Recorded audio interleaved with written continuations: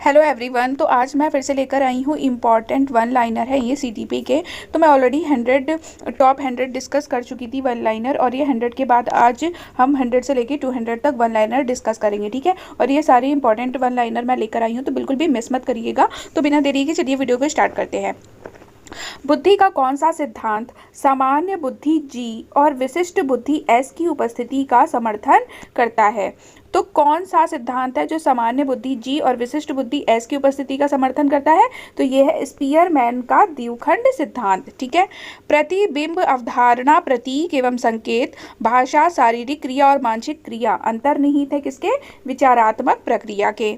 वह प्रक्रिया जिसके द्वारा माता पिता यह अनुमान लगाते हैं कि उनके बच्चे में सभी सकारात्मक गुण हैं, क्योंकि एक गुण सकारात्मक है, क्या कहलाता है? वो कहलाता है परिवेश का प्रभाव।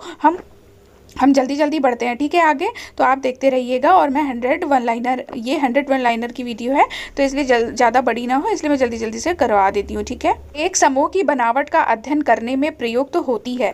एक समूह की बनावट का अध्ययन करने में क्या प्रयुक्त होती है? तो ये होती है समाजमिति विधि, ठीक है।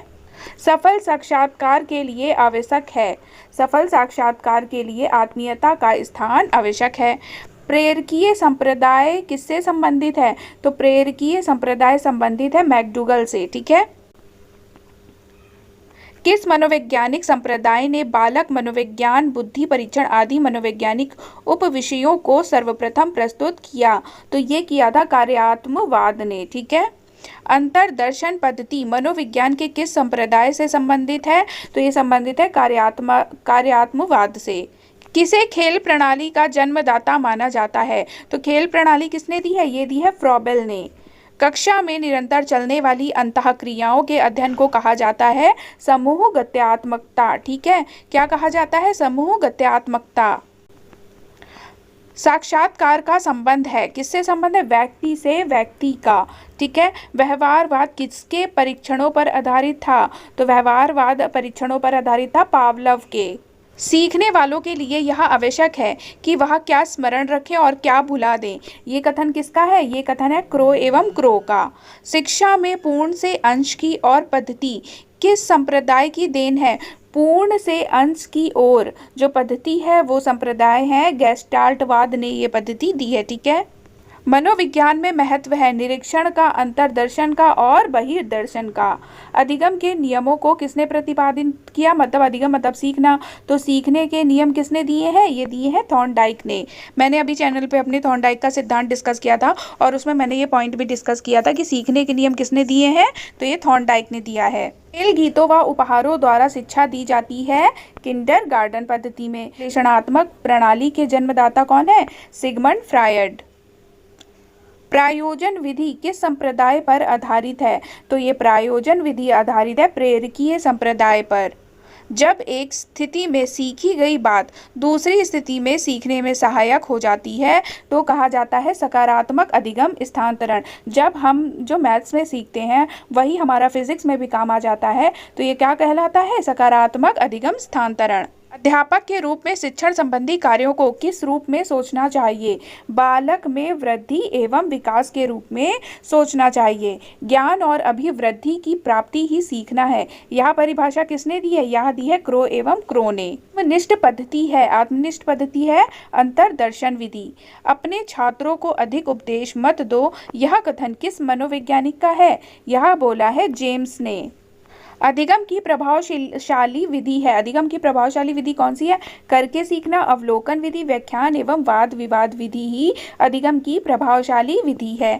छात्र केंद्रित शिक्षा की अवधारणा किस संप्रदाय ने सर्वप्रथम दी? तो छात्र केंद्रित शिक्षा की अवधारणा दी है मनोविश्लेषणवाद ने। और मनोविश्लेषणवाद के जनक कौन है? सिगमंड फ्रायड, ठीक है। कार्यात्मक संप्रदाय से संबंधित है। कार्यात्मक संप्रदाय से कौन संबंधित है? William James. कार्यवादी संप्रदाय से कौन संबंधित है? तो ये है थॉर्नडाइक। रमेश और अंकित की समान बुद्धि लब्धि 120 है।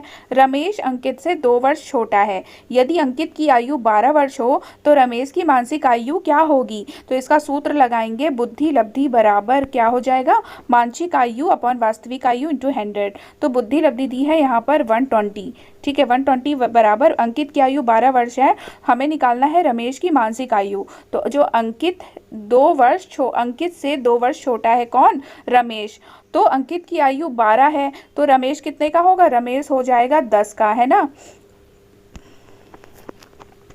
रमेश हो जाएगा 10 का। तो हमें निकालनी है मानसिक आयु ऊपर है, वास्तविक आयु रख देंगे हम 10 और इंटू हो जाएगा 100। तो हम 0 से 0 काट देंगे, ठीक है। तो क्या हो गया? 12 वर्ष। तो आंसर क्या आ गया? 12 वर्ष, ठीक है। छात्र की प्रयोगात्मक दक्षता के आकलन का यथोचित रूप है। छात्र की प्रयोगात्मक दक्षता के आकलन का रूप है अवलोकन। कक्षा नायक द्वारा प्रयुक्त मूल्यांकन का प्रकार अनुदेशन के समय सीखने के विकास में किया जाता है, क्या कहलाता है? ये कहलाता है फॉर्मेटिव मूल्यांकन। टॉलमैन ने अधिगम के कितने प्रकार बताए हैं? तो टॉलमैन ने अधिगम के 6 प्रकार बताए हैं। जिस विधि से किसी प्रकरण का निदान करना होता है वह क्या कहलाती है? तो वह कहलाती है केस स्टडी विधि। क्या कहलाती है? केस स्टडी विधि। पुनर्बलन के सिद्धांत का प्रतिपादन किसने किया? तो ये किया था चिकित्सात्मक विधि में। ईद ईगो व सुपर ईगो की अवधारणा के जन्मदाता कौन है? तो ईद ईगो व सुपर ईगो दिया है फ्रायड ने। और फ्रायड ने कौन सा सिद्धांत दिया है? मनोविश्लेषणवाद का सिद्धांत दिया है फ्रायड ने। आत्मनिष्ठता का दोष पाया जाता है। आत्मनिष्ठता का दोष कहाँ पाया जाता है? निरीक्षण विधि में। जब सीखने की क्रिया में प्रगति एक समान रहती है तो कौन सा वक्र प्रकट होता है? तो ये वक्र प्रकट होता है सरल रेखीय, ठीक है। जब हम प्रगति एक ही समान कर रहे हैं तो एक ही लाइन में प्रगति होगी, तो इसे ही कहा जाएगा सरल रेखीय प्रगति। बाल अपराधियों के उपचार क्या क्या हैं? तो बाल अपराधियों के उपचार हैं मनोवैज्ञानिक विधि, समाजशास्त्रीय विधि, वैधानिक विधि। समस्याग्रस्त बालक कौन से होते हैं? वे बालक जिनके व्यवहार में ऐसी कोई असामान्य बात होती है जिसके कारण वे समस्याग्रस्त बालक बन जाते हैं, ठीक है। जैसे कि कक्षा में देर से आना, स्कूल से भाग जाना, कक्षा में अधिक बातें करना, अधिक क्रियाशीलता होना, गृह कार्य करके न लाना, कक्षा में पढ़ाई में ध्यान न लगाना। जैसे बोला जाएगा कोई बालक कक्षा में पढ़ाई में ध्यान नहीं लगाता है तो वह कैसा बालक होगा? तो वह होगा समस्याग्रस्त बालक, ठीक है। व्यक्तित्व विकास की अवस्था है। व्यक्तित्व विकास की अवस्था है अधिगम एवं वृद्धि। विकास में वृद्धि से क्या तात्पर्य है? आकार, सोच, समझ, कौशलों में वृद्धि, ठीक है। परिपक्वता का संबंध किससे है? परिपक्वता का संबंध विकास से है। तनाव और क्रोध की अवस्था है किशोरावस्था। किशोरावस्था को तनाव एवं तूफान की अवस्था किसने कहा? ये कहा स्टेनली हॉल ने। बालक का विकास परिणाम है किसका? वंशानुक्रम व वातावरण की अंतःक्रिया का। एक बच्चे की मानसिक आयु 12 वर्ष एवं वास्तविक आयु 10 वर्ष है तो उसकी बुद्धि लब्धि क्या होगी? तो वही हम फॉर्मूला रखेंगे कि बुद्धि लब्धि बराबर क्या हो जाएगा? मानसिक आयु 12, वास्तविक आयु कितनी है? 10 और इंटू 100। तो बस हम ये निकाल लेंगे, ठीक है। तो 120 हो जाएगी क्या? बुद्धि लब्धि। शारीरिक विकास का क्षेत्र है, शारीरिक विकास का क्षेत्र है स्नायु मंडल। श्याम पट लिखते समय सबसे महत्वपूर्ण क्या है? श्याम पट लिखते समय सबसे महत्वपूर्ण है अच्छी लिखावट, क्योंकि हमें ऐसा लिखना चाहिए ताकि बच्चों को भी वो समझ में आए। वह कौन सी अवस्था है जब बच्चा तार्किक रूप से वस्तुओं व घटनाओं के विषय में चिंतन प्रारंभ कर देता है? तो वो अवस्था है मूर्त संक्रियात्मक अवस्था, ठीक है। वह कौन सी जगह है जहां बच्चे के संज्ञानात्मक विकास को सबसे बेहतर तरीके से परिभाषित किया जा सकता है? तो वह जगह है विद्यालय एवं कक्षा में। बच्चे दुनिया के बारे में अपनी समझ का सृजन करते हैं, इसका श्रेय किस विद्वान को जाता है? तो इसका श्रेय जाता है जीन पियाजे को। आकलन को उपयोगी और रोचक प्रक्रिया बनाने के लिए किसके प्रति सचेत होना चाहिए? आकलन को उपयोगी और रोचक प्रक्रिया बनाने के लिए शैक्षिक और सह शैक्षिक क्षेत्रों में विद्यार्थी के सीखने के बारे में जानकारी प्राप्त करने के लिए विविध तरीकों का प्रयोग करना चाहिए, ठीक है। शिशु अपने एवं अपने संसार के बारे में अधिकांश बातें खेल के माध्यम से सीखता है, यह किसने कहा है? ये कहा है स्ट्रैंग ने। नवीन ज्ञान और नवीन प्रतिक्रियाओं को प्राप्त करने की प्रक्रिया सीखने की प्रक्रिया है, यह परिभाषा किसने दी है? ये दी है वुडवर्थ ने। हम थोड़ा जल्दी जल्दी से बढ़ रहे हैं, ठीक है।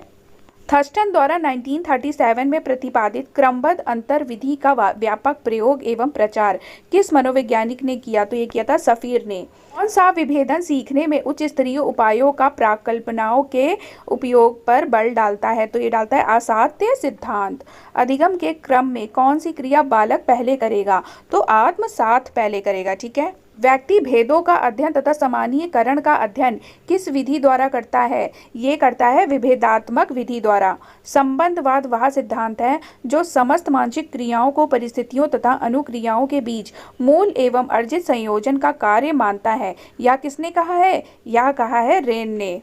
अधिगम स्थानांतरण में सामान्य तथा विशिष्ट अंश का सिद्धांत किस मनोविज्ञान ने प्रस्तुत किया? तो ये प्रस्तुत किया था स्पीयरमैन ने। और स्पीयरमैन ने क्या दिया है? बुद्धि के द्विखंडीय सिद्धांत दिया है स्पीयरमैन ने। वह विधि जिसमें खंड व पूर्ण विधियों का एक साथ प्रयोग किया जाता है उसका नाम है मिश्रित विधि। स्वामित्व अधिगम शिक्षण विधि का प्रतिपादन किसने किया? तो स्वामित्व अधिगम शिक्षण विधि का प्रतिपादन ब्लूम ने किया था। संचारवादी संप्रदाय के प्रवर्तक थे विलियम वुंट। अपने सिद्धांत का नाम आदर्शों व मूल्यों का सिद्धांत किसने दिया? ये दिया था W.C. वागले ने। जब किसी व्यक्ति का अवलोकन निश्चित परिस्थितियों में ही किया जाता है तो वह अवलोकन क्या कहलाता है? नियंत्रित अवलोकन। नियंत्रित करके किया जा रहा है ना। किस मनोवैज्ञानिक अध्ययन विधि में आंसरदाता क्वेश्चनकर्ता के सम्मुख नहीं बैठता? तो यह है प्रश्नावली विधि में। ठीक है। प्रयोगात्मक पद्धति की कमी है। प्रयोगात्मक पद्धति की क्या कमी है? अपने दोषों को छिपाना। मनोविज्ञान में निरीक्षण पद्धतियां कितने प्रकार की होती हैं? तो मनोविज्ञान में निरीक्षण पद्धतियां 2 प्रकार की होती हैं। सीखना संबंध स्थापित करता है। मस्तिष्क मनुष्य का संबंध तंत्र है। ये किसने कहा है? ये कहा है थॉर्नडाइक ने। थ्योरी ऑफ लर्निंग पुस्तक के लेखक कौन है? तो थ्योरी ऑफ लर्निंग पुस्तक के लेखक है हिलगार्ड। अधिगम के लिए सदैव सहायक अवयव नहीं है। अधिगम के लिए सदैव सहायक कौन सा अवयव नहीं है? उच्च चिंतन। जिस साक्षात्कार के माध्यम से छात्र के घर तथा वातावरण के संबंध में सूचनाएं प्राप्त की जाती हैं वह है निदानात्मक साक्षात्कार। विकास कभी ना समाप्त होने वाली प्रक्रिया है। यह विचार किससे संबंधित है? तो ये संबंधित है निरंतरता के सिद्धांत से। बच्चे के बौद्धिक विकास की 4 विशिष्ट अवस्थाओं की पहचान किस विद्वान द्वारा की गई? जीन पियाजे ने ही बौद्धिक विकास की 4 अवस्थाएं बताई है ना। कौन कौन सी बताई हैं? तो ये बताई हैं संवेदीगामक, ठीक है, संवेदीगामक, पूर्व संक्रियात्मक, मूर्त संक्रियात्मक और अमूर्त संक्रियात्मक। परिवार एक साधन है। परिवार एक अनौपचारिक शिक्षा का साधन है ना। और औपचारिक कौन है? औपचारिक है विद्यालय। एक शिक्षक विद्यार्थियों में सामाजिक मूल्यों को विकसित किस तरह से कर सकता है? एक शिक्षक आदर्श रूप से बर्ताव कर विद्यार्थियों में सामाजिक मूल्यों को विकसित कर सकता है। शिक्षा का बर्ताव किस तरह का होना चाहिए? तो शिक्षा का बर्ताव आदर्शवादी होना चाहिए। किस अवस्था में बच्चे अपने समकक्षी वर्ग के सक्रिय सदस्य बनते हैं? तो ये बनते हैं किशोरावस्था में। प्राथमिक शिक्षा के लिए बाल मनोविज्ञान का ज्ञान क्यों आवश्यक है? तो प्राथमिक शिक्षा के लिए बाल मनोविज्ञान का ज्ञान बच्चों के व्यवहार को समझने में शिक्षक की सहायता करता है। बाल मनोविज्ञान क्या करता है? बच्चों के व्यवहार को समझने में सहायता करता है। लास्ट 20 क्वेश्चन और देख लेते हैं। बुनियादी स्तर पर मातृभाषा में शिक्षा देना क्यों बेहतर है? बुनियादी स्तर पर मातृभाषा में शिक्षा देने से प्राकृतिक वातावरण में बच्चों को सीखने में क्या होती है? सहायता मिलती है। खिलौनों की आयु किस अवस्था को कहा जाता है? तो ये कहा जाता है पूर्व बाल्यावस्था को। जिन इच्छाओं की पूर्ति नहीं होती उनका भंडार गृह कौन सा है? तो जिन इच्छाओं की पूर्ति नहीं होती वो इदम में जाती हैं। ठीक है। समस्याग्रस्त बालकों की समस्या शिक्षक द्वारा कैसे दूर की जा सकती है? तो शिक्षक को चाहिए कि ऐसे बालकों को अलग अलग बिठाएं और सबसे आगे बिठाएं। शिक्षक को स्वयं बालक की समस्या के कारणों का पता लगाना चाहिए और उसे क्या करना चाहिए? दूर करना चाहिए। शिक्षकों को ऐसे बालकों के घर जाकर उनकी समस्या का पता लगाना चाहिए। गिलफोर्ड ने सृजनशीलता के 4 तत्व कौन से बताए हैं? तो गिलफोर्ड ने सृजनशीलता के 4 तत्व बताए। पहले तो ये है, अब वो कौन कौन से हैं? पहला है लोचशीलता, मौलिकता, अपसारीशीलता और केंद्राभिमुख। ठीक है। और चौथा है केंद्राभिमुख। यानी गुड ने सृजनशीलता के कितने तत्व बताए हैं? तो इन्होंने भी 5 बताए हैं। मौलिकता, अनुकूलता, विचारात्मक, विचारों का सहचर्य और लोचशील और विविध। सृजनात्मकता के प्रमुख तत्व कौन से हैं? तो कौन कौन से हैं? ये है मौलिकता, नवीनता, लोचशीलता, विस्तारण करने की क्षमता और विभिन्नता। सृजनशील बालकों की विशेषताएं क्या होती हैं? तो सृजनशील मतलब क्यों सृजनशील बालक जिज्ञासु होते हैं। सृजनशील बालकों में उच्च महत्वाकांक्षा होती है। सृजनशील बालकों के विचार व्यापक होते हैं। सृजनशील बालकों में संवेदनशीलता पाई जाती है और एकाग्रता पाई जाती है। ये सब क्या है? सृजनशील बालकों की विशेषताएं हैं। मनुष्य एक वेरी वेरी इंपॉर्टेंट है। मनुष्य एक सामाजिक प्राणी है। यह किसने कहा है? यह अरस्तू ने कहा है। बालक के समाजीकरण की पहली पाठशाला कौन सी है? तो पहली पाठशाला घर एवं परिवार है, दूसरी है खेल का मैदान और तीसरी है क्या? स्कूल। वैसे दूसरी में ही विद्यालय व आस पड़ोस आ जाता है। ठीक है। पुनरावृत्ति का सिद्धांत करने वाला तत्व नहीं है। तो पुनरावृत्ति का सिद्धांत करने वाला तत्व सामाजिकता एवं धार्मिकता नहीं है। सीखने के आधुनिक सिद्धांत किसने दिए हैं? तो सीखने के आधुनिक सिद्धांत थॉर्नडाइक के सिद्धांत में आते हैं। थॉर्नडाइक के सिद्धांत में ही सीखने के आधुनिक सिद्धांत हैं। कौन सी मनोविज्ञान की अध्ययन विधियों में से प्राचीनतम विधि नहीं है? तो प्राचीनतम विधि प्रयोगात्मक पद्धति नहीं है। ठीक है। किसी बालक की अध्ययन की विधियों में से कौन सी प्राचीनतम विधि है? तो प्राचीनतम विधि है अंतर्दर्शन विधि। और कौन सी विधि प्राचीन नहीं है? तो वो है प्रयोगात्मक विधि। पियाजे के अनुसार मूर्त संक्रियात्माओं का स्तर किस अवधि में गठित होता है? तो ये होता है 7 से 11 वर्ष। इन्होंने 4 बताई हैं। ठीक है। संवेदीगामक, पूर्व संक्रियात्मक, मूर्त संक्रियात्मक और अमूर्त संक्रियात्मक। उसी में से मूर्त संक्रियात्मक की एज क्या है? 7 से 11 वर्ष। बालक में अपराधी प्रवृत्ति के विकसित होने का मुख्य कारण क्या है? परिवार का वातावरण। किस मनोवैज्ञानिक के अनुसार विकास एक सतत और धीमी प्रक्रिया है? तो ये किसने कहा? ये कहा है स्कीनर ने। और बाल्यावस्था कब तक होती है? बाल्यावस्था 12 वर्ष तक होती है। 12 वर्ष से स्टार्ट हो जाती है क्या? किशोरावस्था। स्कीमा सिद्धांत का जनक किसे कहा जाता है? तो स्कीमा सिद्धांत का जनक कहा जाता है जीन पियाजे को। जीन पियाजे ने अपना प्रयोग किस पर किया था? तो जीन पियाजे ने अपना प्रयोग किया था 2 पुत्रियों एवं पुत्र पर। तो ये हो गए आज 200 क्वेश्चन। उम्मीद है आपको वीडियो पसंद आई होगी। कल फिर से मैं लेकर आऊंगी top 100। Thank you so much.